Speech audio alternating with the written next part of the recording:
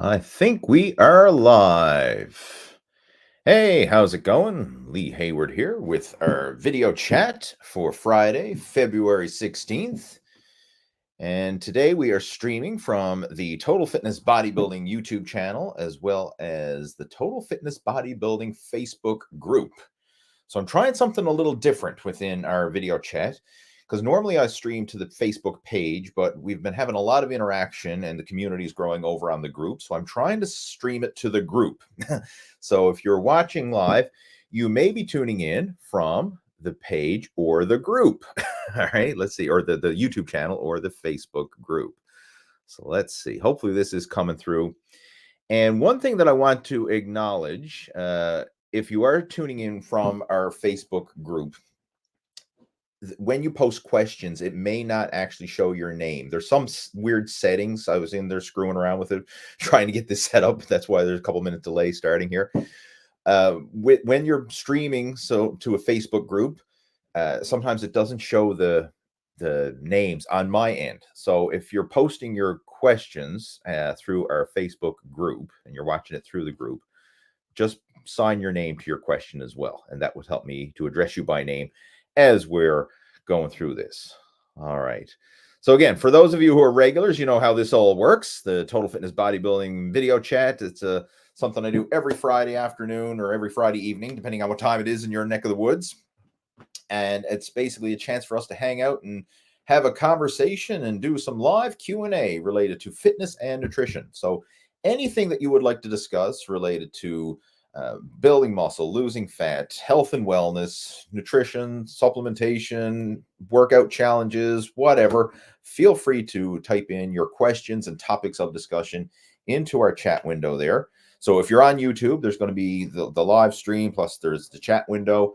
If you're on the Facebook stream, then it'll probably be the video and then the comments underneath. Either one is fine. You can type in your questions and topics of discussion there on the video, and I'll do my best to help you out over the course of our video chat. So let's just see who we have joining in with us right now. We've got Steven joining in. We've got Lee joining in. We've got Robert joining in. We've got a free game. Lee. I don't know if that means your name is Lee or you're calling me by name. But anyway, welcome. We have JP joining in. Awesome. Good stuff, guys. So as you're popping on, let me know if you're tuning in. Like if you're watching this live right now, as it's streaming, type a hashtag live there in the live chat window. Let me know. And of course, if you are catching up on the replay afterwards, which will be posted up after the video chat is done, just let me know. Type a hashtag replay there in the comments below. All right. So right here says Haley. This is what I was talking about earlier. When I'm streaming from the group, and I'm assuming right now this person is watching from the Total Fitness Bodybuilding group, it doesn't tell me your name, right? It just says Facebook user. There's some weird settings when you're streaming. When I'm streaming from my personal profile, and if you're watching from there, it'll actually say like your name and who you are, right? Like your little profile and your name. When you're streaming from the group, it just says Facebook user. So I can't address you by name here, but if you want to just type in your questions or topics of discussion, and if you want to sign your name to it, so then I can actually address you by name as I'm answering your questions. But thank you for joining in. Again, we're doing something a little different today, trying something new. Again, we got another person joining in from the groups, is watching live. Again, glad to have you joining in live. We have Brian joining in live. Welcome, Brian. We have Khalid joining in. And again, you can see the difference now. So Khalid is watching from my profile page, and it actually shows his name and his profile. If you're watching from the group, it just calls you a Facebook user. All right. You're Mr. Anonymous, right? So if you want to be anonymous, you go check out the Facebook group. But of course, you have to be a member of the group. And we have Opie. Okay, there we go. Opie's joining in from the group. There. Thanks, Opie. Glad to have you joining in. Awesome. And we have another Facebook user joining in. Hey, buddy. Hey, buddy. All right. Yeah, might be Ronnie Coleman joining in. No, he'd say, yeah, buddy, if it was Ronnie Coleman. So I'm sure Ronnie Coleman's not watching. Anyway, moving on. All right. So again, guys, I see some questions coming through here. I was actually having a quick chat with some of our followers, some of the regulars, and some people sent in some questions in advance. So I'm going to address a couple of those first while you're typing in your questions and topics of discussion into the live stream. I'm going to just quickly jump in and address a couple of the ones that were sent in advance. I got one here from Andrew. All right, I just want to address this. Andrew is a regular to our chat, and he tunes in from over in the UK. But in the UK, it's pretty late, so it's usually he doesn't get to check out the live stream, but he always catches the replay afterwards. So I'm going to address his question here for him. And this is something I think a lot of guys are going to be able to relate to. I know I certainly can relate to this because I went through a similar challenge myself, especially when I was younger, in my early days of bodybuilding and fitness. And not necessarily bodybuilding as in competitive bodybuilding, but in the true sense of bodybuilding, meaning going to the gym and training to build your body. Not necessarily bodybuilding competition, but bodybuilding in the true sense. But I'm just going to read his question here. He says, "Hey, Lee, I have a question for you tonight. If you could answer it for me, please do." He says, "Whenever I bulk up, I feel bigger in my clothes, which boosts my confidence, but I'm never happy with my physique, and I feel fat and not confident with my body. However," he says, "when I'm shredded, I'm always much happier and feel confident with my body and looks with my body and looks, and my self-worth goes up, but I don't feel big in clothes. I feel small, and that makes me feel insecure." Says, "I can't win either way. I'm definitely much happier being leaner, but the fact that I don't feel big in clothes really gets to me. What would you do in my situation?" All right. So I think a lot of people can probably relate to this, especially guys. You bulk up, right? You pack on a few pounds, and of course, not all those pounds are good pounds. Could be a lot of, some muscle, some fat, some just water and bloat, but you're bigger in clothes. But then when you take your clothes off, or like if summer rolls around and it's, beach season, pool season, t-shirt, tank top season, whatever, and now you feel fat and bloated. So like there's that catch 22, right? I don't want to be Do I want to be skinny and ripped, or do I want to be big and fat, or big and bulky, right? So it's that kind of catch 22. And I think everybody goes through that to a certain degree.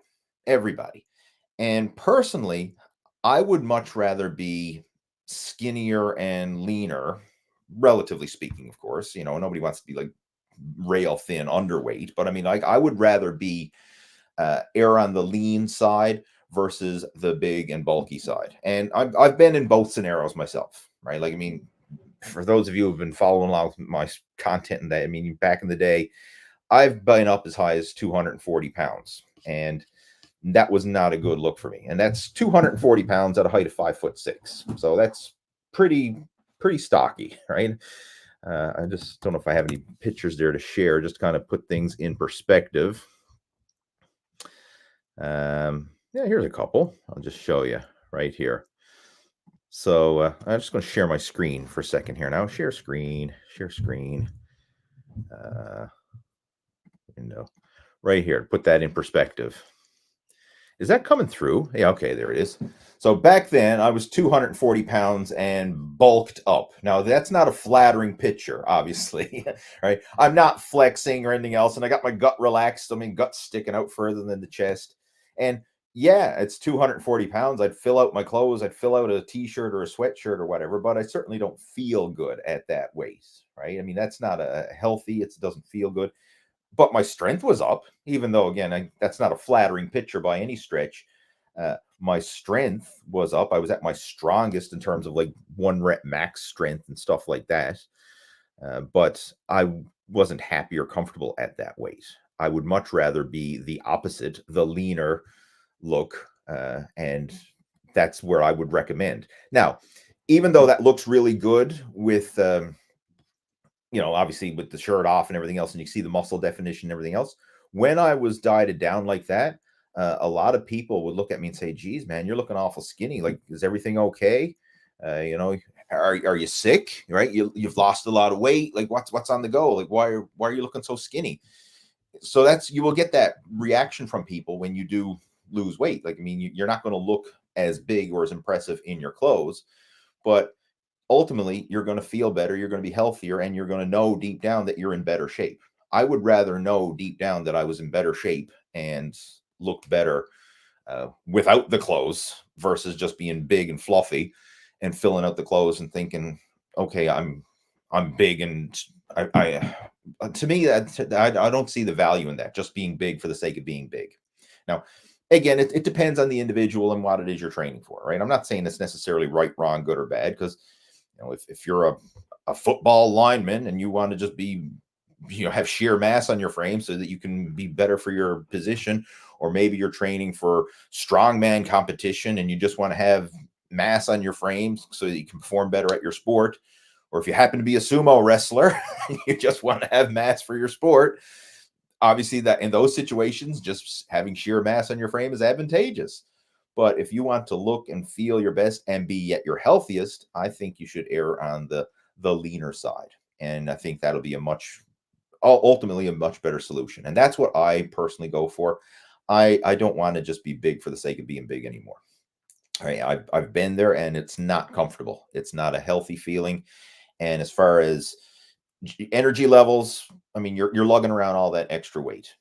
Blood pressure goes up. It's just, you feel heavy, you feel sluggish. Sure, one rep max in the gym, like, okay, one rep max squat and bench press and all that probably goes up. But my work capacity in general was terrible in terms of like cardiovascular fitness and stamina and actual real world capacity, not just your one rep max peak power. Like, that was terrible. So I would much rather be leaner and fitter overall than just bigger and fluffier. So, but you have to realize, like, what you're going through there or what you've experienced, like, that's normal for everybody. Like, you're going to kind of go through that. And even competitive bodybuilders, like, you see a lot of these guys, unless they're top level bodybuilders who are like they diet down to 250 pounds or something like that. Like, you're talking about elite level Olympia competitors or something.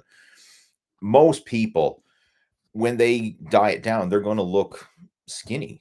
Like, by today's standards, if anybody's under 200 pounds, they're skinny. Men, that is.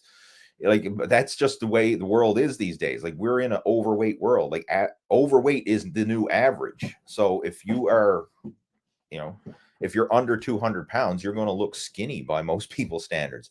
But I would much rather be under 200 pounds and lean and muscular at that weight than bulked up 220 or more, or 240 or 250 or whatever the weight is, and be soft and fluffy and just fill out your clothes. So again, I'm not saying that one is right or wrong, but it's just what's better for you. Right? I think the leaner, healthier one is the option, and that's what I choose to do.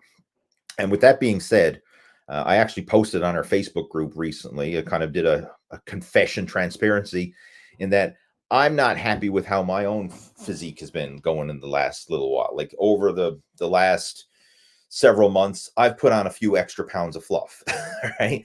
Because once I made that muscle after 40 transformation, and I'll just show that again here. I just go back to this. Share screen again. Just give me a second, guys. I want to use this as an example. This right here, I got down to 190 pounds, maybe even that exact picture might be a little less. That might be somewhere like 185, somewhere around there in that picture. And that range, like 185 to 190, is like really good for me. Like, that's where I feel lean and healthy and fit. And that's where I want to be, in that 190 range. That's kind of like my fighting weight. That's where I'm lean, where I feel good, but I'm not so lean that I feel depleted. And it's not so lean that it negatively impacts my energy. Because when you get so lean, I'm talking like contest shredded lean, then you're starting to, you don't have enough energy. Like, your glycogen levels are depleted. Your work capacity is going to suffer. Your strength is going to suffer. So there's that sweet spot of being lean, but not ultra lean, if that makes sense. So I find for me, like, 190 is kind of like my sweet spot. And in recent weeks, I've been actually tipping the scales at 200, and I don't like that. Right? I made a promise to myself when I made my muscle after 40 transformation a while back, because that was my big goal. I wanted to get back in shape for 40. When I was in my late 30s, I didn't like the direction my health and fitness was headed in. And I said, man, I want to get back in shape for the big 40, right? I'm getting older. I don't want to be a fat slob, all right? And I don't want to be a fat, out of shape dad for my son. I want to lead him by example. So that was my mission, my driving force to get back in shape. And I set that goal. I want to be fit over 40, right? Muscle after 40. That's what I had. Hence the name of the whole coaching program that developed as a result of that. I achieved that goal. Like, I got myself down to the 190 range, and I was very happy at that weight. But lately it's been creeping up, and it's actually been tipping the scale at over 200. Like, the last time I stepped on the scale, it was like 201. And I'm like, uh-oh, that's my threshold. And I personally set that number as my threshold. Like, I never want to see a number 2 as the first digit on the scale. So once that happens, like, that's the check engine light is flashing. The emergency alarm is flashing. Like, that's the warning sign. Like, wake up, dude. You got to get your act together and get things under control. So I've personally now, over the next several months, I've made it my mission. I'm really going to buckle things down again. And I want to get my weight back down to that 190-pound fighting range, and do so in a healthy, sustainable fashion. Not just go on some crazy starvation diet and try and drop 10 pounds in a week or something like that. Like, I want to do it in a healthy fashion where I'm losing body fat, improving my body composition, and keeping my strength and energy up along the way. Right? Do so in a proper fashion. Because I know some people say, oh, lose 10 pounds, nothing. Just don't eat for a week and you'll lose 10 pounds. And yeah, you probably would. But then as soon as you start eating again, you'll just balloon and gain it all back again. Or people say, hey, just go keto, slash your carbs, or go on some crazy intermittent fasting program. You'll lose 10 pounds. And yeah, you will, but it's not body fat. It's just depleting your body of water and glycogen. And as soon as you reintroduce that back into your system, your body's going to just soak it up like a sponge. It's almost like if you had a sponge full of water and you just wrang it out and say, okay, the sponge is lighter now, and then you dip it back in the water again. Oh, sponge is heavier now. Like, it's not actually changing anything, right? It's just varying water levels, water and glycogen. So when people go on these crazy low carb cutting diets, yeah, they drop weight, but it's the initial weight especially is not body fat. It's just water and glycogen manipulation. So I want to focus on pure fat loss while still keeping adequate glycogen and reserves, so I have strength and energy to train and feel good in the process. So I know that to lose that 10, 12 pounds that I want to lose, that's going to take, to lose 12 pounds, I'm fully prepared to give myself a bare minimum of 12 weeks. Like, a pound a week is a good goal to shoot for. And if it takes longer than that, then so be it. But that's what I've kind of got in my mind's eye and my target. If I can drop a pound a week over the next 12 weeks, that'll put me back into the healthy range that I want to be at. And I'll be feeling good and comfortable at that weight. But I'm going to be looking skinnier in clothes. Getting back to Andrew's question that he had earlier, I will be looking smaller and skinnier. So when people just see me in day-to-day clothes or attire or whatever, they say, hey, you're still working out. You're looking awful skinny there, right? Yeah. Which, who cares, right? I mean, because I know when the time comes, summertime, to take the shirt off or hit the beach or the pool or whatever, okay, I'll be feeling a lot more confident than if I'm bigger and fluffier. Right? Fluffy is just a nice word of saying fat, right? We'll call it fluffy. But that was a question that came in through Andrew, and hopefully this is helpful. And hopefully it's helpful for those of you watching this as well, because I'm sure a lot of guys can relate to that conundrum of, right, bulking and getting fat and then dieting and looking skinny. What do I do, right? I'd much rather be in the skinny side. And that will also help when it comes to gaining actual lean muscle as well, because the leaner you are, the better your body is it's more sensitive to insulin. It's more sensitive to actually taking the nutrients you consume and utilizing them for muscle growth versus fat storage. So it's that fine line, because when you have a lot of excess body fat on, it reduces your insulin sensitivity and it's easier to get fatter. But when you're leaner and you focus on maintaining those habits, it's actually easier to gain lean mass. So I'd much rather you focus on a slower, steady gains and staying on the leaner side than just simply plumping up for the sake of being bigger in clothes. All right, another question came through here. I just want to jump in and answer this one real quick. And there's nothing real quick when I answer a question. This one is from Steven, and he says, just a second now, he wanted my opinion on branched chain amino acids. You want to know if they're worth it or not. It depends, and I'm going to elaborate on what I mean by that. Are they a necessary supplement, like a must-have? No, it's not.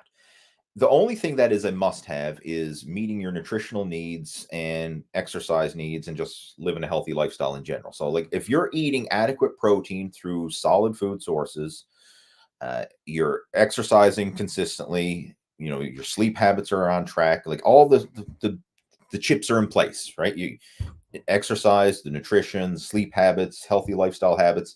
That's all you really need, that consistently. Now, once you have that in place and you are doing that consistently, you're going to see some progress. But then you can sometimes dial things up a little bit and optimize the results through supplementation. Now, supplements are not the magic bullet. Like, despite all the crap that the supplement companies and all the paid spokespeople are going to try and say, like, oh, this is taking this supplement was my secret to going from a fat slob to ripped and jacked, and take it all with a grain of salt. But there is some benefit. Like, you can get marginal gains from supplementation. That's what I want to. It's like a little slight edge advantage. That's the way you want to look at supplementation. It's not going to make or break, and it's not absolutely critical, but it can give you a slight edge advantage.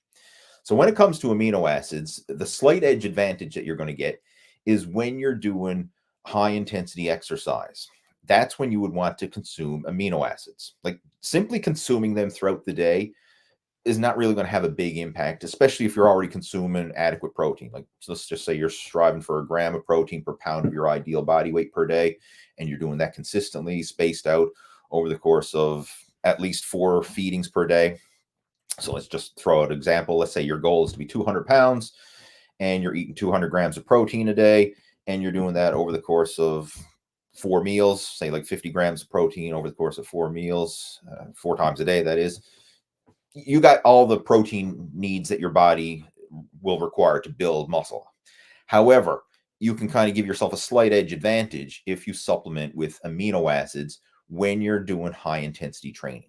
Because at that stage, when you're high intensity training, you're breaking down muscle tissue. Like, when you go into the gym to train, even though it feels like you're building yourself up, you're not. You're actually tearing your body down. You're breaking down muscle tissue. Your muscles are being broken down, and your body is trying to utilize amino acids and utilize the glycogen reserves and all that to fuel that workout. And you're going catabolic, right? You're in a negative state when you're in the gym training, and then it's in the rest and recovery process afterwards where you actually grow. So if you take amino acids while you're training, you're providing your body with readily available amino acids that it can utilize right there on the spot, because amino acid supplements are rapidly absorbed. Like, once you consume an amino acid supplement, it can actually be utilized by the body within about 20 minutes. Whereas if you eat protein, let's say you chow down a chicken breast, it could take hours before the body actually breaks that chicken breast down into usable amino acids that your body can actually utilize. So there's a big delay from solid protein food. Now, it's great for general, because like, you're eating it and you get that slow, steady release over the course of several hours, which is phenomenal. That's what you want throughout the day. But in those intense situations where your body is breaking down the amino acids right now at an accelerated rate, we want to be able to replenish them at a faster rate. So that's where amino acid supplementation can come into play. So during your workout, you can supplement with them. And that's what I do personally. So when I go to the gym for weight training, or if I'm doing a high intensity cardio session, like I'm going for a big bike ride or something, I'll mix amino acids in with my water bottles, and I'll sip them throughout the workout. I also put in electrolytes with it as well to help replenish the electrolytes that I'm losing through sweat. If it's a long workout or a long cardio session, like if I'm going on a big bike ride that's going to take a couple hours or more, I'm also going to put carbohydrate powder in there to help replenish glycogen stores during that workout. So you can use this intra-workout nutrition to really help to give you that marginal edge and to fuel the exercise.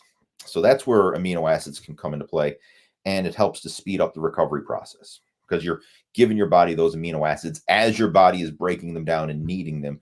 So it makes sure that those amino acids are there to be used while the body is breaking down the muscle tissue, and then they're also there in the system to be utilized after the workout is over. So it speeds up the process. Whereas if you didn't have those amino acids in your system, and then you waited until after the workout to have your next solid food meal, and then it takes several hours for that meal to be broken down and digested, you're delaying the time when your damaged muscles are accessing the amino acids for recovery.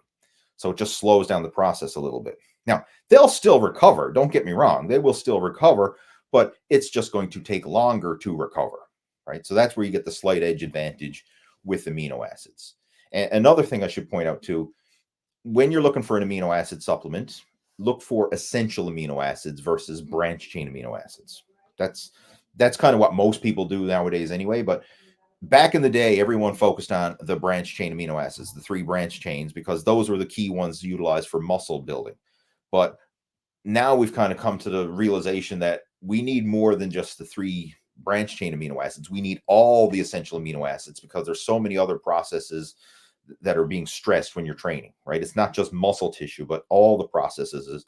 And this is where having all of the essential amino acids, all 9 of them, which also include the branched chains. So when you're getting an essential amino acid supplement, that also contains the branched chains, but also the other 6 essential amino acids that your body needs for optimal recovery, right? So that's what I'd recommend. If you are going to buy an amino acid supplement, look for an EAA, not a BCAA, right? Essential amino acid versus a branched chain amino acid.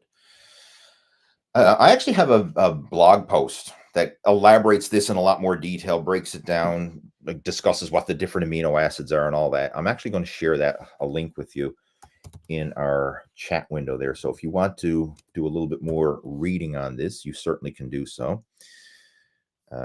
Just a second, where's it to? It's up on my blog. The article or the blog post is called Amino Acid Supplements. Are they a waste of money? Because a lot of people think that they are a waste of money. And it's not that they're a waste of money. It's just, do you need them? And when do you need them, right? Because not everybody needs them. But they can provide a slight edge advantage in certain situations. So I'm going to call this amino acid blog post and just post it there in the chat. So you can go check that out for yourself. All right. So that will clarify what I just said and go into a lot more detail. All right. What else we got there? Let's see.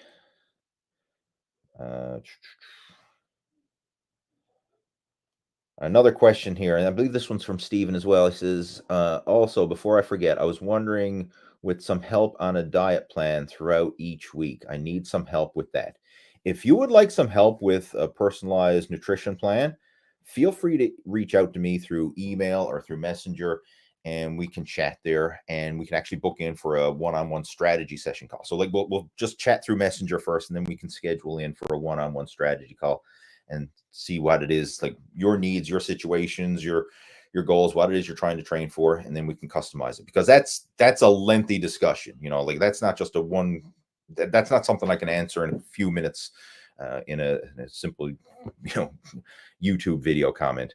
That's something we really need to dive deep into. But if you want some help with that, that's certainly something that we do, and that's what the whole Muscle After 40 blueprint is all about, right? One-on-one nutrition coaching, as well as training and lifestyle as well. So yeah, if you want some help with that, by all means, feel free to reach out, and we can schedule in for a strategy session call and see if we can map out an action plan that's right for you. All right, let's see what else we got there coming through as far as questions. JP is joining in. Says, just finished your 12-week program this morning. I'm looking forward to starting over with week 1 on Monday. Awesome. Glad to hear that. And that was one of my most popular programs back in the day, like in the early 2000s. I can't remember exactly when I launched that, but it was, oh my goodness. Well, literally around year 2000-ish, like that time frame. It was probably around 2002 or 2003, somewhere around there, like literally 20 years ago. I created a 12-week training program. And the way the training program was structured was, it was a 12-week program, but it was in 3-week blocks. So every 3 weeks, we changed the exercises and provided some unique muscle stimulation over the course of a 12-week plan. And that went viral for the internet back in the day. Because you got to remember, like back in the early 2000s, there was no social media. There was no Facebook. There was no YouTube. There was no Instagram. There was nothing. There was websites and there was forums. Like the biggest one at the time was the bodybuilding.com forum, and then there was a couple other smaller forums and stuff like that.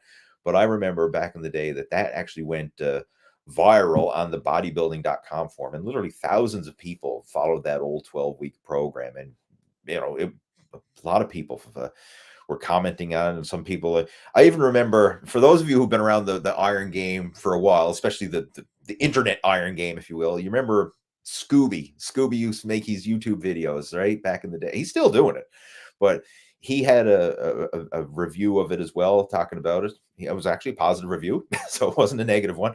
But again, it went viral, that old 12-week program, and a lot of people followed it and made some amazing progress with it.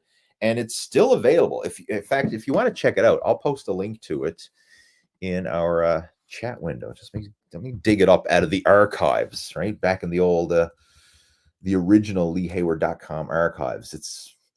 This was back when on the old HTML website. So it wasn't even wasn't no WordPress blog or nothing like this. It was back in the old, where's that to? I got to do a search. I'm into the archives here now. The 12-week workout program. Oh man, I got to share this. I got to share this for those of you who are watching. Like, this was the heyday of the internet for me, right? Back here. Okay, can you see that? Is that coming through? Let me see if I can make that a bit bigger. It's as big as it gets. Again, the old HTML websites. All right, so this right here was the 12-week program, and again, it was done out in 3-week blocks. So week 1, 2, and 3, there's the workouts, and again, you could pop open a little video or picture of each exercise, and then week 7, 8, 9, and then of course down here 10, 11, 12, and then that program went viral, and it had tons of questions and people reaching out about it. Some success stories from us. Oh, that was cool. So again, if you want to check that out, I'm going to copy a link to it in our chat window there. So Lee's old 12-week program. Right, there you go. You can go check that out. All right. If I were to do that today, I would probably make some modifications to it, but it's still, obviously, it still works, right? It worked back 20 years ago. It still works today. All right, who else we have joining in? Let's see. We have Roger is joining us. Welcome, Roger. Glad to have you joining in. Question here, Lee, how can I lose the most amount of weight in 30 to 45 days? This is one of those catch-22 questions, because you can lose a lot of weight, but it's not healthy and it's not sustainable. And you have to ask yourself, why do you want to lose a lot of weight in 30/45 days? What's magical coming up in 45 days? Because this is what is most likely going to happen. Like, you can go on some restrictive diet. Like, let's just say you're going to go on one meal a day, starve yourself, just have one meal a day for the next 30 to 45 days. You could lose a ton of weight, right? I mean, I don't know exactly how much you're going to lose. It depends on how big you are to begin with, right? Because someone who has a lot more weight to lose can potentially lose a lot more. Like, if you've got 100+ pounds to lose, you're going to lose that much faster, or lose weight much faster than someone who's trying to lose the so-called last 10 pounds, for example, right? But the thing is, yeah, you could starve yourself and lose a lot of weight. But is it sustainable? Is it enjoyable? Is it something you can do for the rest of your life? Probably not. Like, do you want to starve yourself for the rest of your life? Or do you want to work out like a madman, like hit the gym 5 hours a day for the rest of your life? Probably not.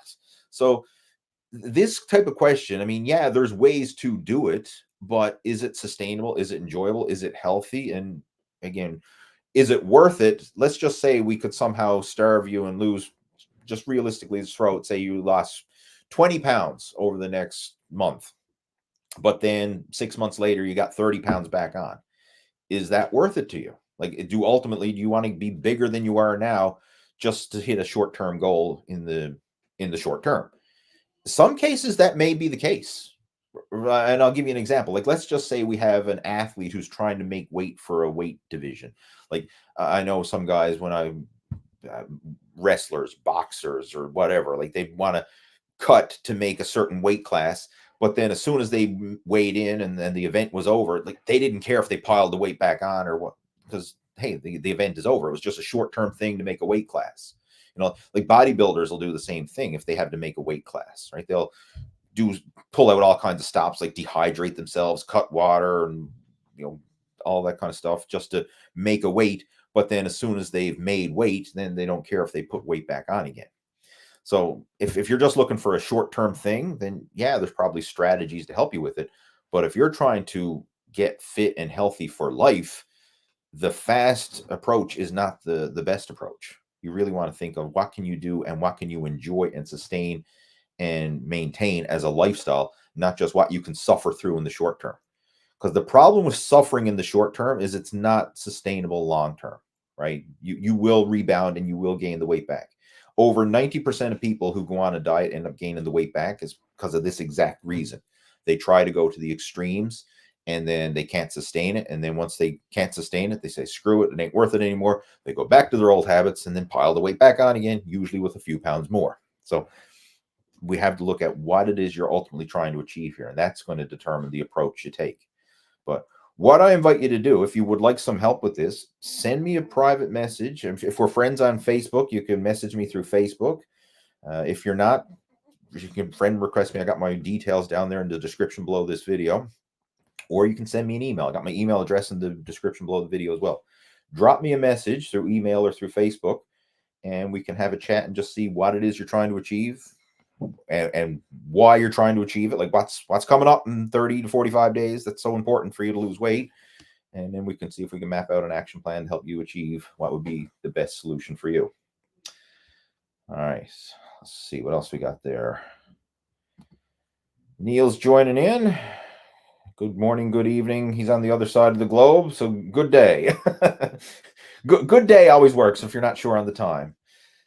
Who else we got joining in? We have James is joining in. Welcome, James. Glad to have you tuning in. Who else? We got a yeah, buddy joining in. Yeah, buddy. We got a Jason from Oklahoma. How's it going, Jason? Glad to have you joining in. Neil's got a question. Says, I am curious about which is better, 14 regular reps or 6 2 to 3 slow eccentric reps? 6 2 3 slow eccentric reps. My pull-ups are always way harder and intense when I slow it down.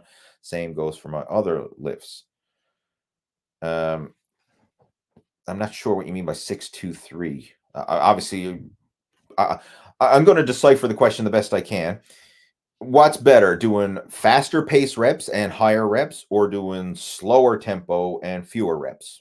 I think that's kind of the question he's coming through here. And there's advantages to both, and it really depends on the situation. Because if you're simply training for strength or athletic performance or numbers, like let's just say you're CrossFit, as many reps as possible. They're not doing slow and controlled. They're just banging out as many reps as possible because that's what counts, right? As many reps. That's what they want. That's what they get scored on or judged on, right? That's the goal. If your idea is to stimulate maximum muscle growth, then simply banging out high reps with no attention to form or no attention to that mind-muscle connection is not necessarily the best option. And it may vary depending on the exercise, depending on the movement or the muscle you're training. So this is the way I find it. Like sometimes if I'm doing isolation exercises, I will like to slow down the tempo and really feel that muscle working versus just simply banging out repetitions for the sake of reps. Like I'll give you an example, like a bicep curl. If I use a moderate weight and slow it down so it's strict and I'm muscling the weight up under tension, so there's good mind-muscle connection, I will get a much better pump and feel more muscle activation happening than if I just start heaving and swinging and banging out high reps. So I in those situations, especially for isolation, I will usually use a slower tempo. And ultimately, if you're using slower tempo, you can get the same time under tension with fewer repetitions. I do when I'm doing calf training, I usually do the same thing as well, like slower tempo, really focus on squeezing and stretching. So when I go through the full extension, I focus on stretching out that muscle in the full extension. Then when I focus on the peak contraction, I really want to squeeze and contract in that peak contraction and emphasize that slow and controlled full range of motion. And I find I get more muscle activation, more time under tension. The reps aren't super high, but I feel more muscle activation from it. And then other exercises, I may want to do higher repetitions. And that works well. For example, like if I'm doing push-ups, I'll probably do faster paced push-ups. That's generally the way I'll do it. And I just try to get as many push-ups as I can in a set. And I find that works really well. But again, it's not right or wrong or good or bad. And this is something that you can vary. Like you could try doing a faster tempo. Now, fast tempo within reason. I don't mean fast tempo and let your form go to shit. Fast tempo while maintaining control and good exercise form. Like you can do exercises as fast as you can while maintaining good form. That's fine. As long as you're feeling the muscles working and you're seeing progress, hey, you can keep doing that. But you can also vary it and then try doing the slower tempo and just see how your muscles feel. See what ones respond better. Because again, you may find certain exercises, certain muscles respond better to a slower tempo movement. Others respond better to a faster tempo. And even if it's kind of 50-50, we're like, I like both. Well, maybe you can do a phase where, for the next 6 weeks, I'm going to focus on faster tempo and just banging out high repetitions.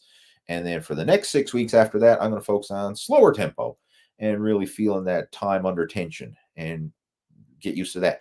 And then ultimately, what you'll probably do if you experiment with both, you'll somehow find your own individual groove, which is probably somewhere in the middle, right? It's not super fast tempo. It's not super slow, but it's kind of somewhere in the middle. And that's kind of like your sweet spot. And that's ultimately what you'll probably find. And when I look at my own workouts, that's generally where I am most of the time. I found my own sweet spot. And again, that will vary from person to person. Like I know some people who like to have that faster, more explosive movement.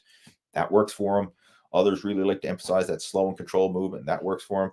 And then some people are somewhere in the middle, right? In their own personal sweet spot with it. So it's not right, wrong, good or bad. It's just another variable within your training that you can manipulate. And a good way to do it is if you find that you're hitting a plateau, this is a great variable to change, right? It doesn't always have to be changing the workout split or changing the exercises or whatever. You can literally change your tempo and your rep pattern and provide unique muscle stimulation that way. All right, who else we have joining in? We have Platinum Gaming. Says, I've got a knee injury and I cannot run or train legs. My mental health depends on working out, and when routine is thrown off, it kills me. How can I keep that positive mindset while dealing with an injury? I guess it must have got cut off because I think there's a word limit to some of these comments. I don't think there's a follow-up, but yeah, okay. I can totally relate to that because I'm in a similar situation. Like I love exercise. I'm addicted to exercise, right? And it's generally a positive addiction. But if you can't exercise, then if that's your source of stress relief, and that's just your source of you attach a lot of self-worth to that. Like you feel good about yourself when you exercise. It relieves stress when you exercise, and a lot of your self-worth is attached to the fact that you can go out and exercise, and then all of a sudden you can't do it, or at least not do it to the best of your ability. Yeah, that's a big downer. And I can tell you, when I've had injuries in the past, I get depressed. I really do. It's just sucks the energy and the life force out of me. And I actually had a minor injury. Now, it was only a small one yesterday, right? We had a heavy snowfall yesterday, and I was out shoveling snow, trying to get, taking advantage of the snow shoveling and getting in a good workout. But it was heavy, wet snow, right? So, I mean, and I wasn't as careful as I should have been. Like normally when it's heavy, wet snow, you should take small scoops of snow, chop it up into small little blocks and be careful. I had this big, heavy load of snow on the end of the shovel, and I went to heave it. And when I did, I popped my bicep. And this was my left bicep, which has been previously torn. And my left bicep is shorter than my right. So, I mean, I tore it several years back. So it's a weak link. It's like it'll never be as strong as it used to be. So it's the weak link in the chain. And then yesterday I pulled it again when I was shoveling snow. So it hurts. I mean, I can't do any direct arm training or anything like that, but I can kind of work around it. So for today, for example, when I went to the gym, I did some leg exercises and I did some cardio. I did some, I could do tricep work or some light pressing movements. Now I didn't, nothing was heavy, but I kind of went through the motions with things that did not directly engage rowing or curling the arm. And I found that I was able to comfortably work around that strain. Like again, I don't think it's a tear, but I pulled a previously torn muscle, and it just hurt like a son of a bitch. Right? And I know I'm going to be for the next probably for the next month. I'm not going to be able to do any decent upper body training like I did before. Right? I know I'm going to have that little minor setback because of that, and I'll just have to be working around it and nursing that injury. And it is a frustrating, but the good thing is I'm able to work around it. So in your situation, you've hurt your knee, so obviously you can't train legs, but you can't run. But there's other things that you can do. Like chances are you can still train upper body, right? So hey, take advantage of that. Focus on what you can do, not getting frustrated on what you can't. Right. So like in my case, I pulled my bicep, so I can't do heavy curls or heavy rows or anything that engages the bicep, but I can do other exercises that don't engage the bicep. And that's what I intend to do. And that's what I did today when I went to the gym. Right. I did other exercises instead. So that still gives you the satisfaction of exercising, and it's still being productive, but it's not just, well, I can't train perfectly and then screw it, I'm not going to train at all. Like a lot of people have that all or nothing mentality. This all or nothing mentality, it's in all fitness and nutrition, and it's basically in so many areas of life. Like people think, if I can't be perfect, then screw it, I'm not doing anything. And we got to let go of that all or nothing mentality and just realize it doesn't have to be perfect. It just has to be good enough, but good enough consistently. And what can we do in the moment, even if it's not optimal, even if it's not perfect? How can we be better than nothing? How can we be better than we were before? So it's in your situation here. All right, accept the fact that you can't train legs, but what can you do? Again, probably can do some good upper body workouts. Maybe you could potentially even do some low impact cardio. Like maybe instead of running, you could do stationary bike, and just move the legs with light resistance on the stationary bike. Like there's very little impact there, or virtually zero impact. Maybe that will allow you to work that knee injury and help to rehab it under very light resistance and just keep the movement and the blood flow and circulation going there. So maybe that's something you can do instead. As far as the training, anything that you can do with upper body, if the legs are really bad, like that knee injury is really bad, like maybe you have to do seated exercises, like seated machine exercises, uh, like for example, like seated chest presses and seated chest supported rows, or seated lat pull downs and seated bicep curls and whatever, like all kinds of just seated exercises where you're literally no stress on the knee whatsoever. Chances are you could still get in a decent workout and work around that injury. And this is something you're going to have to learn to do, because if you're around the fitness game long enough, you're going to get injured, right? Everybody's going to get injured, whether it's, hopefully it's only a minor one, but it's going to happen. It's inevitable, right? If you do this long enough, you're going to get injured some way, some shape, some form, and it's probably not even going to be your fault or necessarily some stupid mistake. Like I mean, I pulled my arm shoveling snow, right?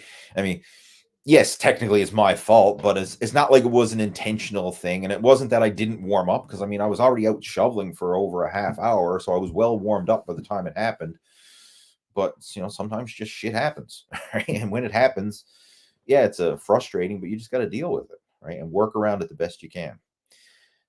The big one I want to suggest here as well is don't be too quick to try and bounce back once you start to recover, because when you've had an injury, sometimes people feel impatient and they're like, "Oh man, I'm losing ground. I'm losing muscle in my legs. I'm losing stamina because I'm not able to run," and they start to feel like I'm behind the eight ball. I'm falling behind. I'm falling behind. And then when they do start to feel a little bit better, they think that I got to make up for all that missed time. And then they end up doing too much too soon and then re injuring themselves again, and probably even making the injury actually worse. So once you start to feel good after this knee injury and you're starting to see some progress, pace yourself, like hold the reins back there, Tiger, and just ease your way back into it slowly. and give yourself permission to just go through the motions, right? Go through the motions with very light weights, very light resistance, and just build it up week by week by week, and realize that this isn't something that you're just going to bounce back after a few days or a week or whatever. This could take weeks, could take months. I mean, I don't know what you got done to your knee, but sometimes injuries take time. I've had injuries that took over a year to recover, over a year before I was back to doing a half decent workout again. So it all depends on the degree of the injury. But bottom line, if you focus on what you can do versus what you can't, you'll feel a lot better and be a lot more productive, in a better state of mind because of it. All right, what else we got there?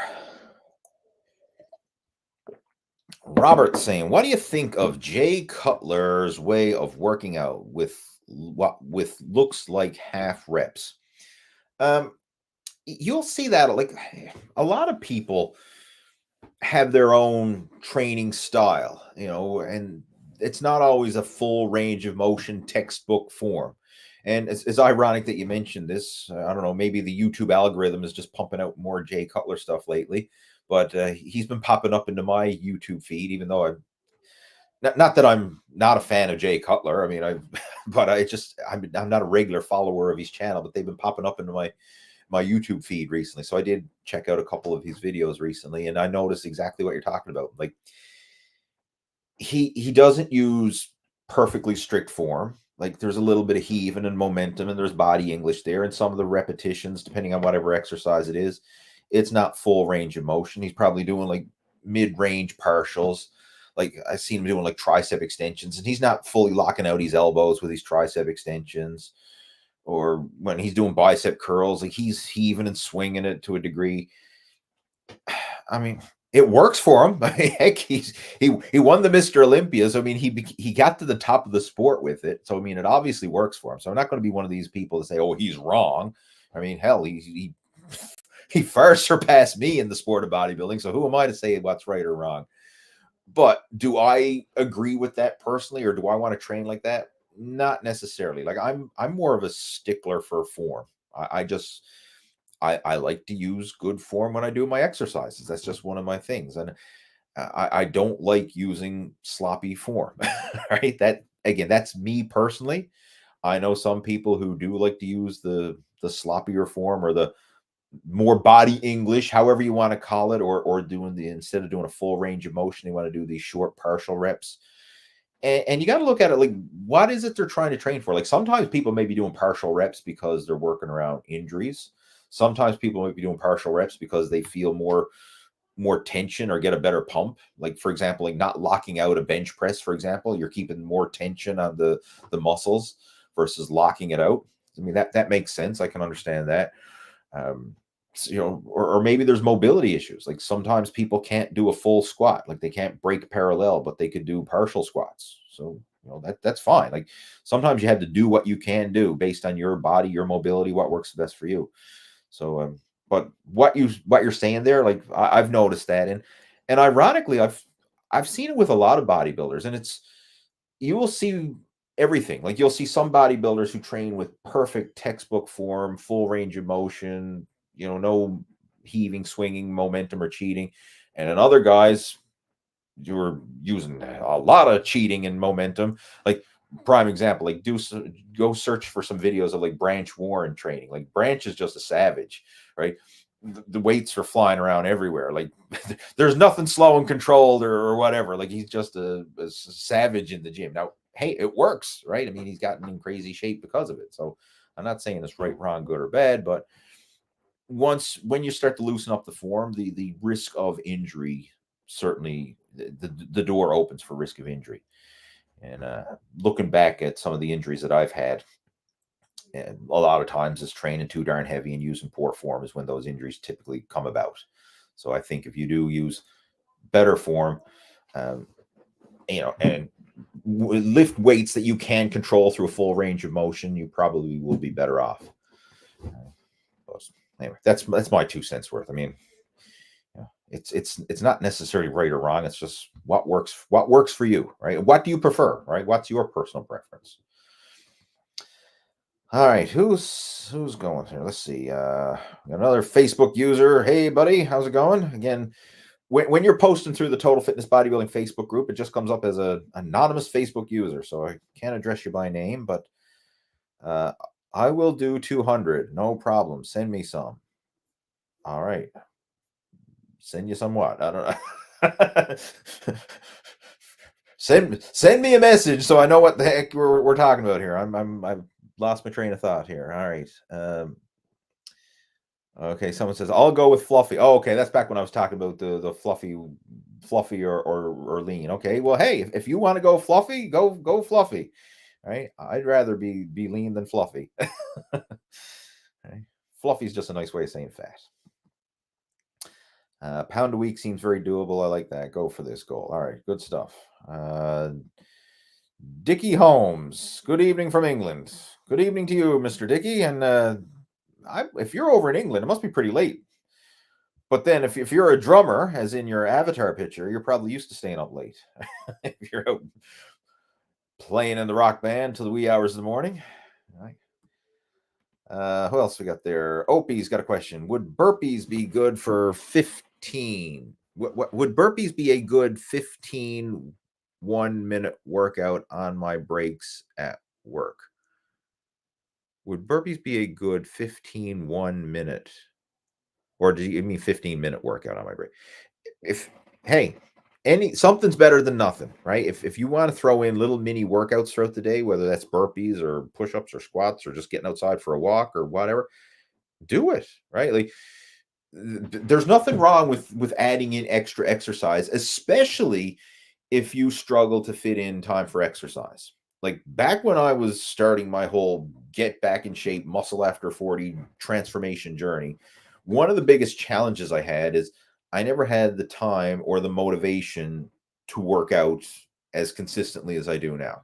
Now, there's a bit of mental block in there and there's a bit of truth in there. And I'll explain my situation because back then Harvey was just a newborn baby. And if you, for those of you who are parents, you know what it's like having newborns. You're not sleeping throughout the night. You get a newborn baby crying, waking up throughout the night for diaper changes and bottle feedings and stuff like that. So my sleep sucked, right? For the first year, right? Its sleep was haphazard at best. You doze off and then all of a sudden, wah, wah, and okay, and then both of us would wake up and say, okay, whose turn is it to go change the diaper and feed the bottle, right? And so bottom line, sleep was very disrupted for that first year of being a new parent. And because my sleep was disrupted, I'd wake up in the morning like a zombie, just saunter over to the coffee pot, right? And have the IV drip of caffeine going to me to try and get through the day. I didn't feel like going to the gym and doing some high intensity 2-hour workout. It was just like, man, if I can get through the day, that's a victory. So I literally let my workouts go to crap during that year because I'm total shock to the system, lifestyle change, everything's, and the sleep was off kilter. I didn't feel like sticking to some sort of strict bodybuilding routine. It was just blah. But at the same time, I started to get the quote unquote dad bod. And that's where it comes from, right? That's where the dad bod comes from. It's a real thing, right? This is scientifically proven. So as I started to get the dad bod, I'm like, okay, I don't like where this is going. I don't like the fat slob that I see looking back at me in the mirror. But at the same time, I don't have the energy or the time right now to be going to the gym and doing 2-hour-a-day workouts. What do I do to kind of bridge the gap? And how I started to bridge that gap is, I said, I can do something. And I started with little 10-minute workouts at home. Sometimes those 10-minute workouts was just like, I'm going to put on my sneakers and just go for a 10-minute walk around the block. Sometimes those 10-minute workouts was like, you know what? I can't go to the gym and do a proper workout, bodybuilding style workout, but hey, I can do push-ups and squats or dumbbell curls or resistance band exercises at home. And, I'll just do it for 10 minutes. And I'd literally set a timer and just do a little 10-minute workout. And it's amazing what you can get done in those little blocks of time if you give yourself permission. Because a lot of times people have this mental block thinking, well, if I don't have 2 hours to go to the gym, then I don't have time to work out. Right? If I don't have an hour for cardio, I don't have time to work out. I don't have time to do it. And then they don't give themselves permission to even try. But there's chances are throughout the day, you've probably got lots of little mini blocks of time. Like, okay, I don't have an hour, but I got 10 minutes. or 15 minutes or whatever it is. So do something on those little mini blocks of time instead of scrolling through your phone, right? Like people don't need motivation to scroll through their phone for some reason. Like if you, let's just say like, okay, you're on your lunch break or whatever, you got some time between work or whatever the heck you do. I don't know, between meetings or something. It's so easy to pull out your phone and start scrolling through social media or playing some of these stupid little phone games or whatever. Like it's so easy to get sucked into that, and then next thing you know, like, geez, where did 20 minutes go? I'm 20 minutes deep into Facebook or Instagram. Like, what the hell just happened? And it's so like a fart in the wind. Time flies. What if you took that 15 or 20 minutes and you went for a walk around the block, or you did a little body weight circuit at home, or whatever? In the Opie's case, you did some burpees, like anything. Like something's better than nothing, right? And this could be the step in the right direction to start building that habit of exercise back into your routine again. And that's what it was for me. I had to start with just something small. And as crazy as it is, like I do a little 10-minute workout, whether it was a 10-minute walk or 10-minute body weight workout or something. And I had a little sense of accomplishment afterwards. Like, okay, it wasn't some earth-shattering thing, but it was something, and I felt good about it. And then I did it again, and I did it again. And sometimes just giving yourself permission to go for 10 minutes, I'd end up doing more. Like I'd say, I only got to do it for 10 minutes, and then I'd end up going for 15 or 20. And it started to expand and it started to get bigger and bigger because I gave myself permission to start small and then let it grow. Versus if you have that mental block saying, well, I don't have 2 hours to go to the gym, I'm not even going to try, then you don't even give it opportunity to flourish. Don't even give it opportunity to change. So yeah, give yourself permission to take advantage of those little blocks of time with whatever. I mean, it doesn't matter what you do, is something's better than nothing, right? It could be burpees, it could be push-ups, it could be body weight squats, it could be walking, right? Anything. Like there's so much stuff you can do. I remember, like, to give you an example, I remember I had to take my mother to a doctor's appointment at the hospital.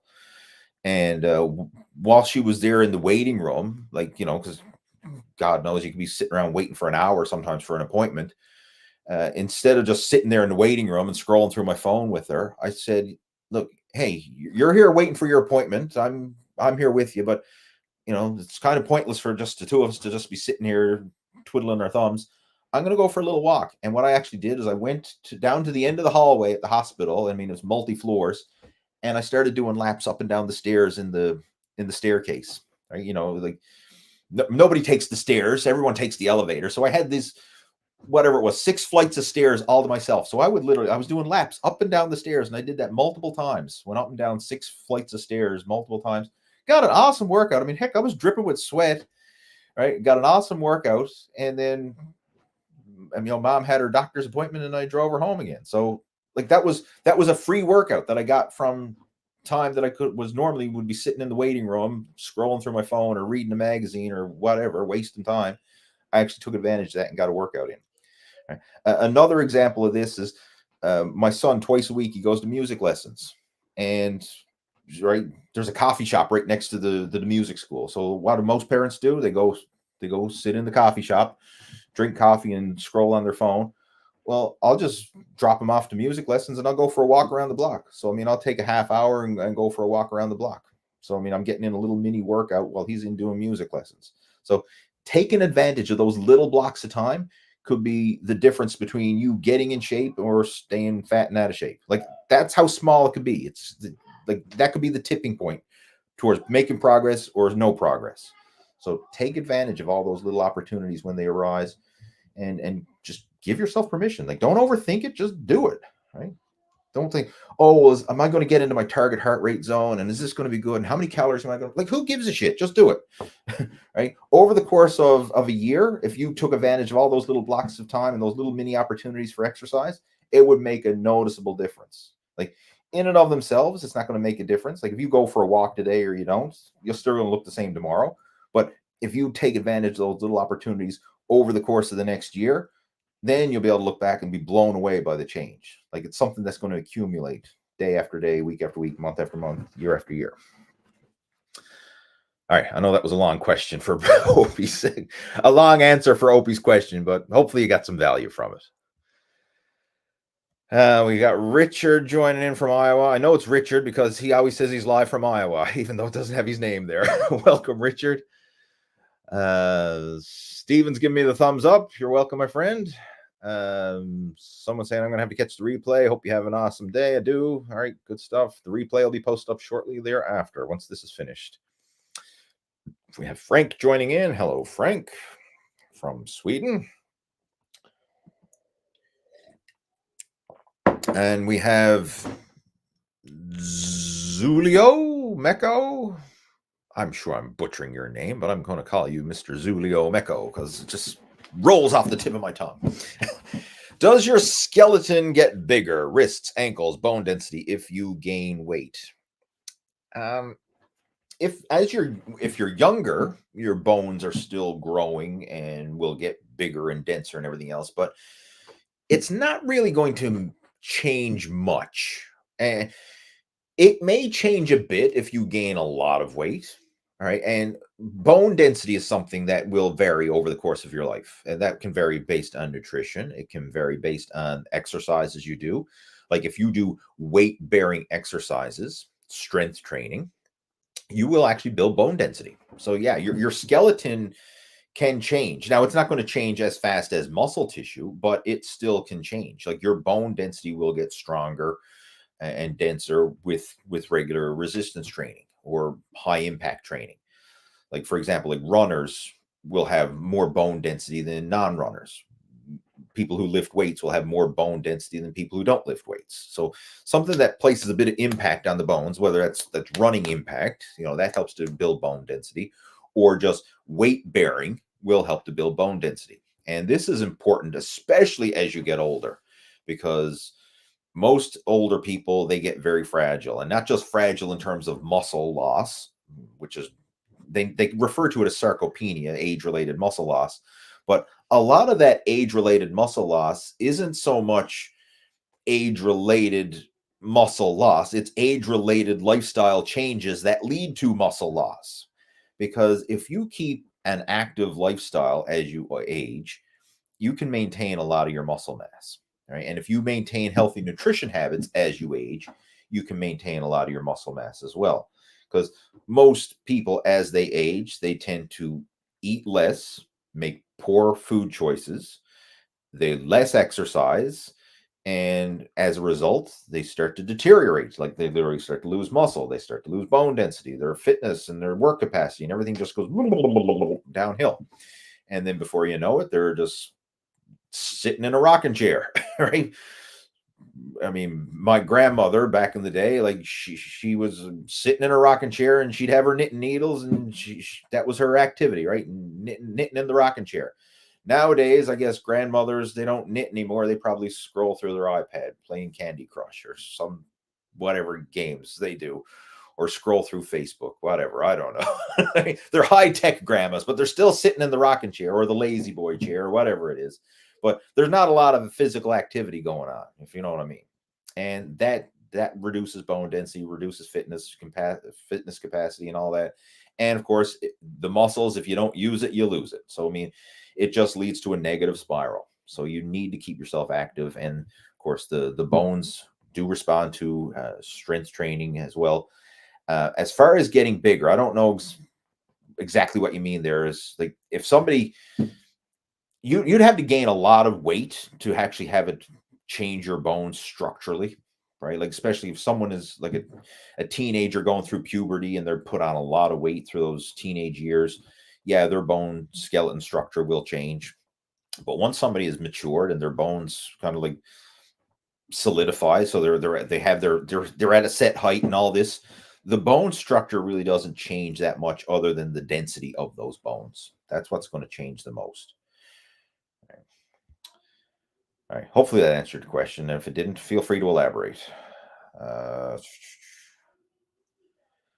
Frank saying, would you like to do a collaboration with Scooby? And what do you think of his workouts? I haven't really followed much of Scooby's content in recent years, but back in the day when there was only a handful of YouTubers, like nowadays, every man and his dog has got a YouTube channel, it seems, and it's easy to get lost in the shuffle. I mean, my channel is getting lost in the shuffle because it used to be one of the most popular channels out there, and now there's so many more. It's easy to get lost in the shuffle. But Scooby was like one of the godfathers of YouTube fitness back in the day, right? Doing these home workouts, right?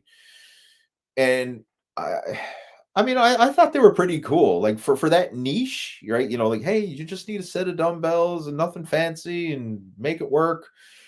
Right.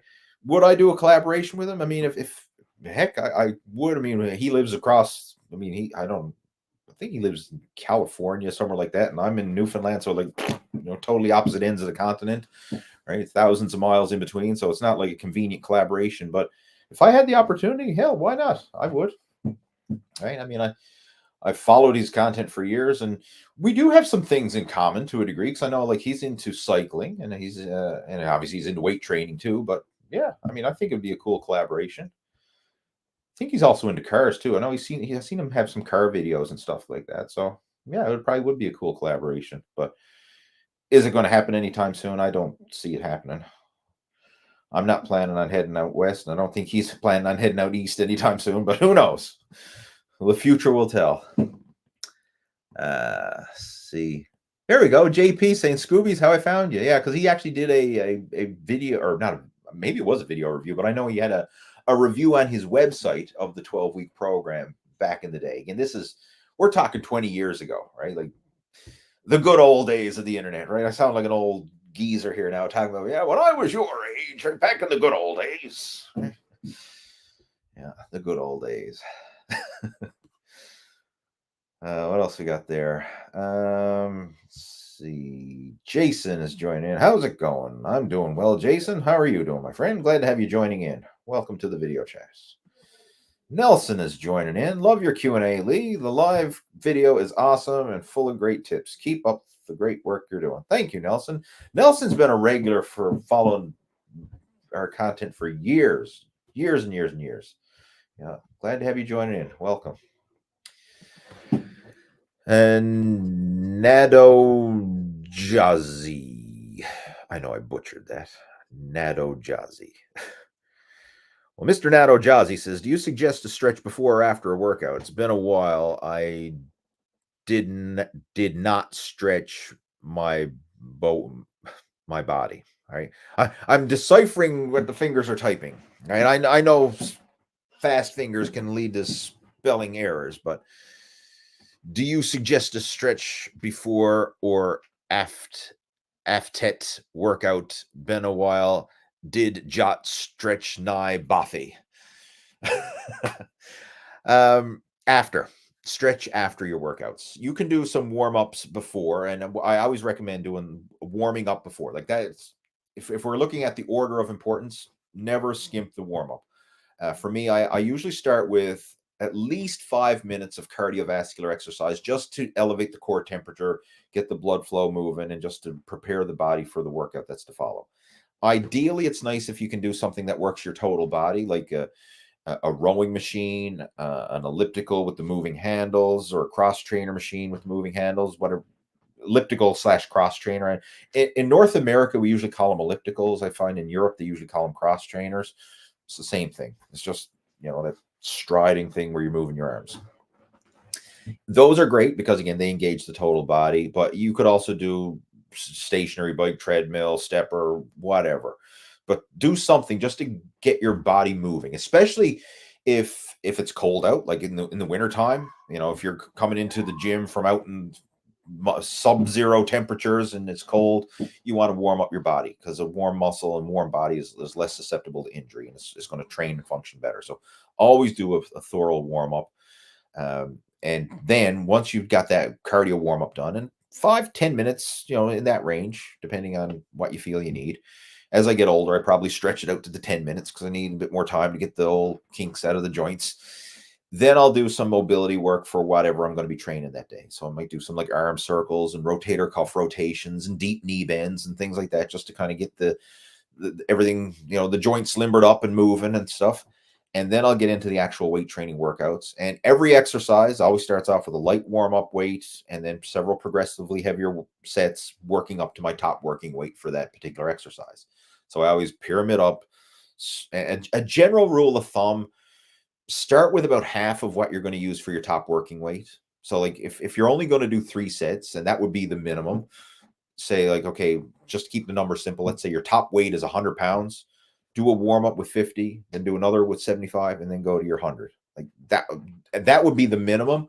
If you want to do more warm ups than that, that's fine as well. Like if I'm doing a bigger exercise like leg presses or squats or deadlifts, I'm going to do multiple warm up sets, more than that.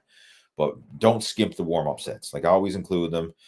And then after you did your workout, right, you've all your exercises, then this is the time to do some static stretching. After your muscles are fully pumped and trained, stretching a trained muscle is a great way to help recover it afterwards, because it helps not only with the reducing some of that lactic acid buildup and taking some of the tension and stiffness out of it, but it can also help with the recovery process. So I always do some stretching after, and it's good for your mobility, right? So that's my order: warm up, mobility work, weight training, and then I do static stretching afterwards. And I'll take 5 to 10 minutes to stretch out the muscles that I trained. Like I will kind of do like a total body stretch, like focus on some stretches for all the major muscles, but I'll pay extra attention to the body parts that I specifically trained that day. So if I did a lot of leg exercises, I'm going to make sure to do a lot of leg stretches. If I did a lot of back exercises, I'm going to make sure to do a lot of back stretches. But chest exercises, I'm going to make sure to do a lot of chest stretches. But I generally will do a total body stretch. And I actually, on our Facebook group, I think it was last week, I actually did a live video at the gym. I just, after the workout was finished, I handed the phone to my wife and I said, hey, just video me. I'm going to go through my post-workout stretch.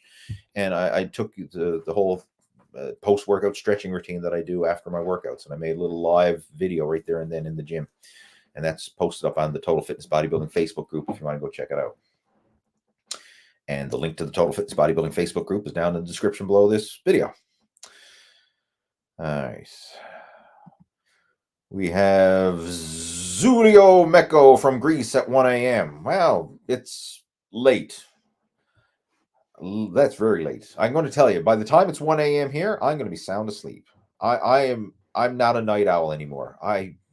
I do not stay up past midnight ever, unless it's to get up to go to the bathroom to do a pee. Like even New Year's Eve, I was in bed before midnight and I got woke up by the fireworks. Right? I have no desire to stay up late anymore. I used to be a night owl back in the day, but not anymore. Right? I'm an old fart now and I go to bed early. Okay, we already covered the 15-minute burpee workout. Mike says, Steven, drink more water. Good advice. Couldn't agree more. Nado Jassi, static stretch after workout, active warm-up prior. Oh, Mike's doing my job for me. I could have saved myself all this chitter chatter and just let Mike do it all. But Mike knows his stuff, I tell you. Who else we got there? No, your skeleton doesn't get bigger as an adult. What else we got there? Robert, just use a different form of training. Time under tension. All right. Yeah. Next video chat, guys. I'm just going to shut up. Mike's just going to do it all. All right. There we go. What's Khalid saying? I see you picture posing. You have a lot of vessel. Is anything do you use? Okay. I see you picture posing. You have a lot of vessel. Is that muscle? I don't know what a vessel is. I don't know. Like, I've got a vessel. Is there anything do you use? Do you mean vascularity? I'm trying to decipher this. Vascularity. If that's probably what he's referring to. Again, if you're watching this, Khalid, and you want to elaborate, like I'm trying to decipher, right? Translate translate spelling mistakes.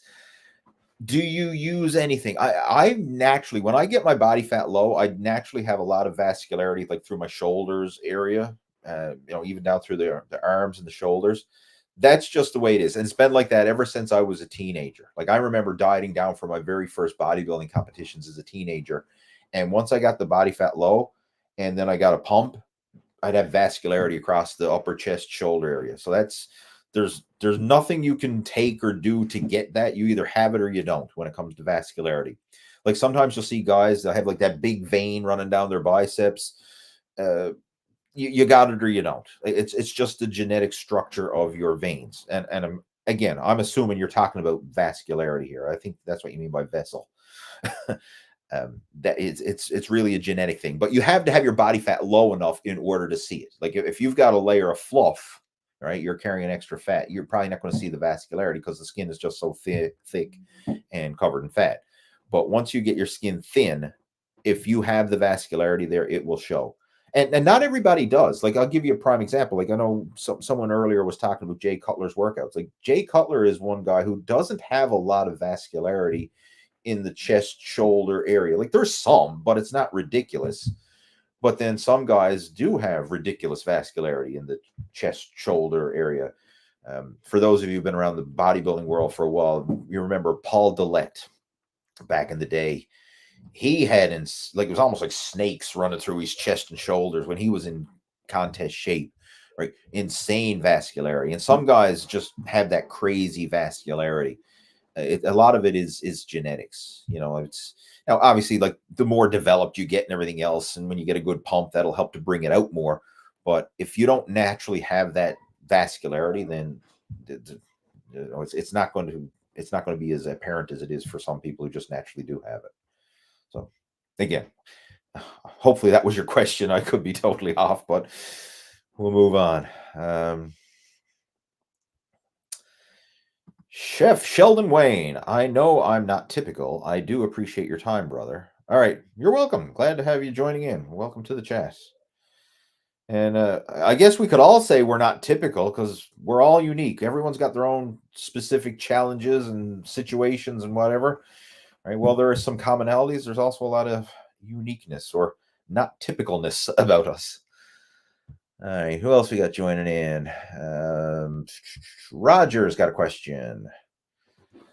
People at my new gym keep recommending me to drink a protein shake after my strength works. I think you mean workouts. You could. I mean, that is a common thing, like the whole idea of the post-workout protein shake. You could certainly do it. There's nothing wrong with it. You could wait till after your workout and have a post-workout meal. What I'm a bigger fan of, and we kind of addressed this earlier in the chat, I'm a bigger fan of pre-workout and intra-workout more so than post-workout for workout nutrition.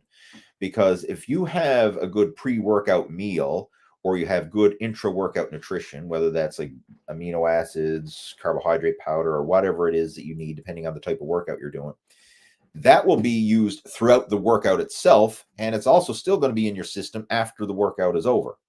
Whereas if you wait till after the workout is over, you're just getting the recovery side of it, but you're not getting any benefit during the workout itself. So what I mean by that, like sometimes people will try and do the workout in a depleted, fasted state, thinking that they're going to burn more body fat because of it, which again, there's a time and a place for this as well. But if you train in a fasted, depleted state, you're not going to have that fuel or nourishment to help energize you through the workout. And then you just refeed afterwards. Whereas if you have good pre-workout meal, then you got something to run on. You got some energy and some nutrients in your system to run on so that you actually feel better and it's assisting you through the workout itself, but it's also being released after the workout is over as well. So if someone's trying to optimize the window around their workouts as far as optimizing your pre and post-workout nutrition, pre-workout and then intra-workout, I think is more important than post-workout. That's the way I would do it. But again, there's nothing wrong with having a post-workout shake if that's something you want. Sometimes I'll do it depending on my situation, but more often than not, I usually just have my post-workout meal because I focused on the pre-workout and intra-workout during the workout itself. Then when I come home, I'll have my post-workout meal. That's what I do personally. But again, there's more than one way to skin a cat. Lee is joining in. I took your advice a few weeks back to increase food intake to help with DOMS, which is muscle soreness, and it helped. Awesome. Glad to hear that. Lee, thank you for sharing, and glad that's working for you. What's your opinion on losing water weight? It depends. What are we losing water weight for? If you're an athlete trying to make weight for competition, that can make or break it. If you're just an average person really focusing on water weight, I wouldn't even worry about it, because just losing body weight in general, improving your eating, exercise, and lifestyle habits should keep your water under control. Right? As you lose weight and as you clean up your eating habits, you're going to lose any excess water retention. And if you're exercising and drinking adequately, and your body will use what it needs and flush out the rest. So for people who are eating well, exercising, and living a healthy lifestyle, water retention should not be a big deal. Like normal water retention, like healthy water levels. The only time when people would so-called cut water is a bodybuilder peaking for a competition, or someone who's trying to make a weight class and they just want a temporary quick fix solution just to drop a few pounds, but then they know full well they're going to put it back on again. Like you don't lose water weight permanently. It's just a like quick thing, and then rehydrate afterwards. So even like with bodybuilding competitions, like the only time bodybuilders will worry about water is usually like 24 hours before the show. Then they'll start manipulating water, and then as soon as the show is over, they rehydrate again. So it's only a short little window, right? It's not something that you should worry about doing long term. And for the average person who's just exercising to get in shape and feel good and look good and be healthy, water is not an issue. Like you don't cut water thinking that, oh, I'm gonna look leaner and healthier if I cut my water. Like, no, you want actually the opposite. You want to be consuming more water, because what's going to happen is your body will use what it needs and then flush out the excess. And ironically, the more water you drink, the less water you're going to retain. Because if your body senses that there's an abundance of fluid, like you're drinking water regularly and you're flushing it out regularly, like you're not triggering any survival mechanisms. The body thinks there's an abundance of water. We're just going to use what we need and flush out the rest because we have an abundance of water coming in. If you do the opposite and you cut your water, initially you'll lose water, but then your body goes into a state of, it actually releases hormones to retain water, because it says, okay, we're in a survival state. Like there could be a drought, something's wrong. Like we don't have access to water, and it will actually start retaining water. So sometimes it has the opposite effect. People think they're going to stop drinking water to cut water. That's a very short thing. Like again, like bodybuilders can manipulate that trigger for like 24 hours, but after that it actually has backfires, and you'll start retaining more water. And like you'll sometimes see it, like people who don't drink a lot of water naturally, like they don't look lean and ripped and defined. Like think of people, I go back to my dear old grandmother. Like she didn't drink water. She lived off bread and tea. Right. So her fluid intake over the course of the day was 3 cups of tea. She'd have one for breakfast, one for lunch, one for dinner, and maybe one before bed. Right. So 4 cups of tea, like that's not a lot of fluid. I mean, she wasn't lean and shredded or anything like that because of cutting her water intake. If anything, her body was retaining water, and it was in a massive state of dehydration and just trying to retain what fluid she was holding on to. It's not healthy. And another thing you got to factor in too is your muscles are like 75% water. So when you try and lose water, guess what? You lose a little bit of water from under the skin, but then your muscles flatten out. So then your strength goes down, your energy goes down, your muscle fullness goes down. Like you will actually look and feel worse if you are in a state of chronic dehydration. So staying hydrated is not only going to help you feel better and be healthier, but it's going to make your muscles fuller. It's going to give you more strength and energy in the gym. So don't go trying to lose water unless you're in one of these situations where, again, an athlete trying to cut weight for a competition, just trying to, hey, I got to lose 5 pounds to make weight. Okay, yeah, you can manipulate 5 pounds, make your weight, and then rehydrate afterwards. Or a bodybuilder who's trying to peak for a competition, and they're only going to manipulate their water and dehydrate themselves for a short term, like 24 hours, and then rehydrate right after. But trying to be in a chronic state of water deprivation, to think you're going to look better or lose weight or whatever, no, it's a losing battle. Oh, we got Dave joining in. Hey, Dave, I would like to become a savage beast like you, Lee Hayward. What are your secrets? My friend, I have secrets, but they're too intense for you. Dave is one of my good buddies. The muscle cook. If those of you have been following my stuff for years, you remember Myself and Dave did a bunch of videos together back in the day, and he was the muscle cook, and had one of the original like bodybuilding cookbooks. He was kind of like one of the OGs for starting all this trend of these high protein, healthy recipes that were not the boring, bland boiled chicken and broccoli recipes. So yeah, he did quite well with that. Awesome. Glad to have you joining in, Dave. John's joining in. He says, if someone genetically has small calves like me, what would be your number one piece of advice to get them to grow? Awesome. John, for those of you who don't know, he actually owns Omega Health and Fitness, the t-shirt that I'm wearing, sweatshirt that I'm wearing. That's the gym that I train at, and I'm actually doing some coaching out of Omega now these days. All right, calf training 101. We'll clue it up with this question here because we've been going for an hour and a half. I promise an hour and I end up going an hour and a half. Calf training, the calves, you have to realize, first off, they're a tough, dense muscle. All right. So they're used to handling a lot of volume, and they're used to handling a lot of volume in a short range of motion. So every time you do calf training, or sorry, every time you walk, take a step, run, climb a flight of stairs, you're working your calves, but you're working them in the mid-range. So you're not really getting a full stretch in the bottom. You're not getting a full peak contraction at the top. They're used to a lot of volume in that mid-range. Again, like just go walk across the hallway and back again and just pay attention to your feet and your calf activation. There's these little mini calf raises in the middle. You're not getting a stretch. You're not getting a peak contraction. There's just this little mini activation in the middle. So if you want to stimulate and provide unique muscle stimulation to the calves, you got to get outside that mid-range. You got to go through a full stretch. So when I say that, like if you're doing calf raises, you want to let your heel sink all the way down and let a full stretch and hold that full stretch, right?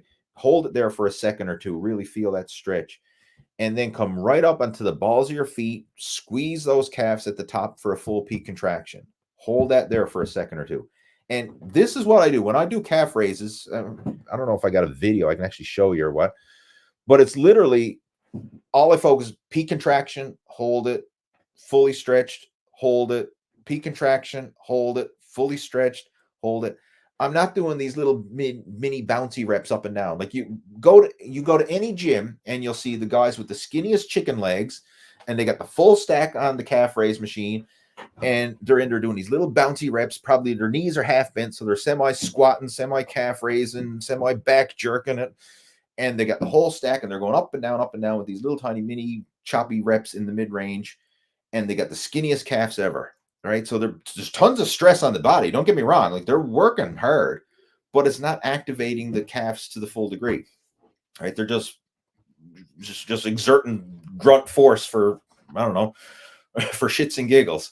I mean, it might look impressive, the fact that they're lifting the whole stack on the calf raise machine, but like the calves ain't growing. So like, what are you trying to accomplish here? Right.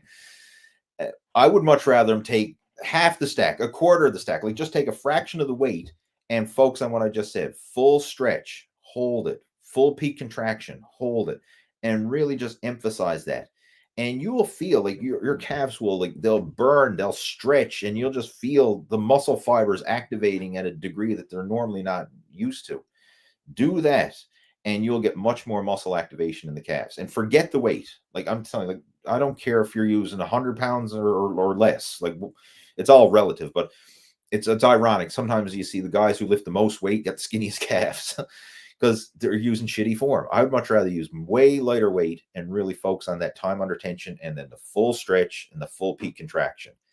And the two exercises you want to focus on, you want to do a straight leg calf raise, so like standing calf raise machine. Do that. Really focus on 3 to 4 sets, getting full stretch, full peak contraction. And then you want to do a bent leg calf raise, like the seated calf raise. Same thing again, 3 to 4 sets, full stretch, full peak contraction.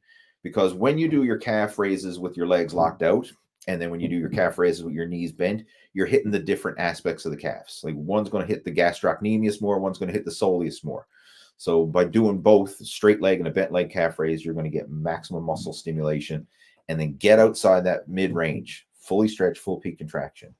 And if you start doing that and doing it consistently, week after week, month after month, you'll start to see those calves start to come alive. And it's going to be more effective than simply lifting a shit ton of weight on the short choppy reps that most people do. That's been the thing. Like, now I'll be totally honest, like calves are genetically, I have pretty big calves. Like they were one muscle group that responded really well for me at an early age. But that's how I trained them right from an early age. I remember like back in the day reading articles in the muscle magazines. I can't even remember who the first person told me about this or where I first read about it, but we're talking like well 20 plus years ago. But I remember reading about calf training, and this was the advice that was given to me back in the day. So I said, you know what, that's how I'm going to train my calves: full stretch, full peak contraction. And it worked, and my calves have responded. And by body part standards, they're my best developed body part for sure. Like if I had muscle development throughout the rest of my body like I do on my calves, I'd probably be a pro bodybuilder, right? But it's unfortunately, I wasn't dealt the genetic hand in all muscle groups. Like arms and shoulders, they're my weakness, right? They're the weak link in the chain. But calves, they're just, my calves aren't calves, they're cows. Those suckers, they moo.